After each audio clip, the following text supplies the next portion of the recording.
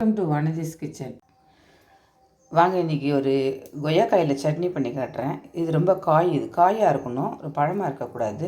நல்ல நறுக்கியான காயாக எடுத்துக்கோங்க. நான் இதில் ஒரு 3/4 காய் எடுத்துருக்கேன். பெரிய காய் இது 3/4 காய் கட் பண்ணியிருக்கேன். 2 துண்டு தேங்காய் வச்சுருக்கேன். ஒரு சின்ன துண்டு இஞ்சி, அதாவது ரொம்ப அந்த இஞ்சியோட காட்டு அதில் வரக்கூடாது, லைட்டாக வச்சுக்கோங்க. ஒரு 4 காஞ்ச மிளகாய் வச்சுருக்கேன். 2 ஸ்பூன் கடலைப்பருப்பு. இது எல்லாத்தையும் வதக்கிட்டு நம்ம புளியும் உப்பும் வச்சு அரைக்கணும்.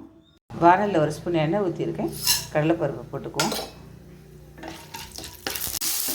இஞ்சி, காஞ்ச மிளகாய், கொய்யாக்காய் எல்லாத்தையும் போட்டு லேசாக வதக்கிடும். ரொம்ப வதக்க வேண்டியதில்லை, இதில் லேசாக வதக்கினா போதும். ஒரு துளி மஞ்சள் பொடி போட்டுக்கிறேன். தேங்காயம் போட்டு லேசாக வதக்கிட்டேன். இதை ஆற வச்சு அரைச்சிட்டு வந்துடுறேன். வதக்கிட்டேன். ஒரு சின்ன துண்டு புளி போட்டுக்கோங்க. தேவையான உப்பு வச்சுக்கோங்க.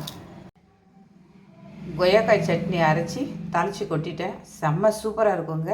ஐயோ, கொய்யாக்காயில் போய் சட்னியாக யோசிக்காதீங்க. இட்லி தோசையோடு செம்ம சூப்பராக இருக்கும். நல்லா சூடான இட்லி தோசையோடு வச்சு சாப்பிட்டு பாருங்கள். ட்ரை பண்ணி பாருங்கள். பிடிச்சதுன்னா லைக் பண்ணுங்கள், ஷேர் பண்ணுங்கள், சப்ஸ்கிரைப் பண்ணுங்கள். நன்றி, வணக்கம்.